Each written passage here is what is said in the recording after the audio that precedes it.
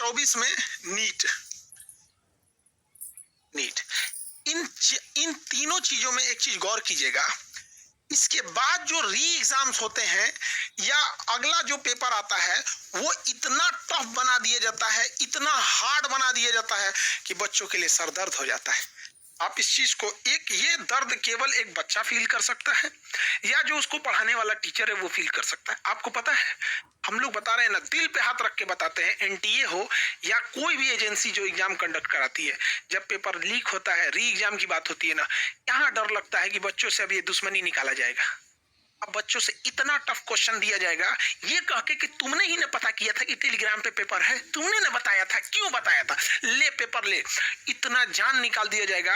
और हम तो इतना कहते हैं कि जब इस नियत से क्वेश्चन बनाया जाए कि तुम्हें तुम्हारी हैसियत दिखा दिया जाएगा तो कोई पास नहीं हो सकता है। हम तो यही कहते हैं कि एनटीए में बैठा इंसान, हम लोग कहते हैं कि चलो सेट करते हैं क्वेश्चन, तू ये बता के दिखा दे।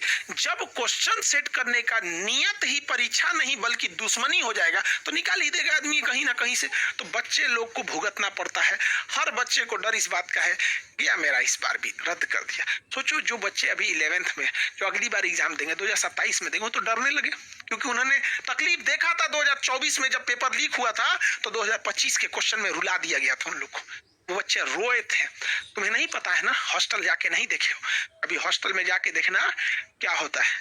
बच्चे छत पे जाने के बाद ना अकेले में रोते हैं, पता नहीं माँ बाप का सपना पूरा कर पाएंगे। किसी बच्चे का, किसी पिता का खेत गिरवी रखा गया है, किसी के पिताजी मजदूरी कर रहे हैं। अरे गधों, एनटीए के भ्रष्ट अधिकारियों, कई बच्चों की माओं के मंगल सूत्र गिरवी रख दिए गए। बेशर्मो, तुमको अभी भी पेपर लीक कराने में शर्म नहीं लगता है? इनको तो इतनी बुरी सजा देनी चाहिए कि आत्मा कांप जाए इन लोगों की। पेपर लीक करने वालों को फांसी के नीचे कोई सजा डिजर्व ही नहीं करते हैं ये लोग। इन लोग को कहीं से अधिकार नहीं है घूमने का, छुट्टा घूमते, लेकिन उनको कोई सजा नहीं मिल पाती। बच्चों का तकलीफ, इनको लगता है कि दोबारा फॉर्म नहीं भरेंगे तो हो जाएगा। जिसका 400 किलोमीटर दूर सेंटर दिया तो उसको टिकट नहीं मिलता है।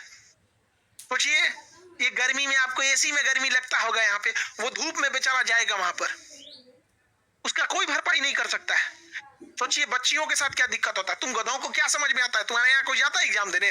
बच्चियां जाएंगी, उनके साथ एक गार्जियन जाएंगे। भीड़ में देखो, ट्रेन में कितना भीड़ होती है। हाँ, ट्रेन थोड़ी ना चला दिया जाता है कि आज नीट का पेपर है, एक्स्ट्रा ट्रेन चलेगी। पता है वहाँ 20 गुना, आज नीट का पेपर है, एक्स्ट्रा ट्रेन चलेगी। पता है वहाँ 20 गुना ज्यादा भीड़ जाने वाली, लेकिन ट्रेन वही रहेगी। उसमें से उसको डर होता है लेट ना हो जाए। होटल 4 गुने महंगे कर दिए जाते हैं उनके लिए। आप कभी ठीक है देखे कि स्टूडेंट की जिंदगी, पेपर लीक यहाँ पे उब गए हम लोग। अब पेपर कोई होता है ना, दो चीजें दिमाग में चलती है। एक हिस्सा कहता है कि पेपर खत्म होगा, हम लोग डिस्कशन कराएंगे कि बच्चों मिलाओ, देखो तुम्हारा कितना मार्क्स आ रहा है, तुम्हारा कितना आया।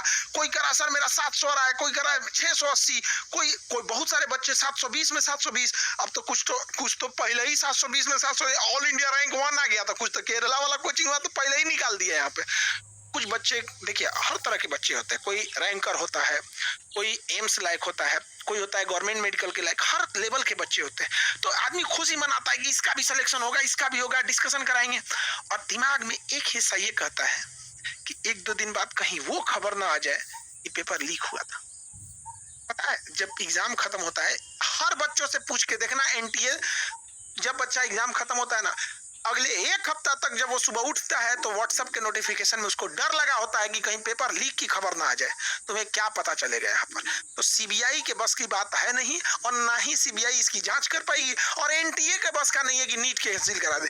नीट कैंसिल हुआ है, साथ साथ एनटीए को भी रद्द करके कोई जिम्मेदार एजेंसी को देनी चाहिए जिसके पास ये क्षमता हो ये पेपर लीक न हो और अच्छे ढंग से पेपर करा सुनने की।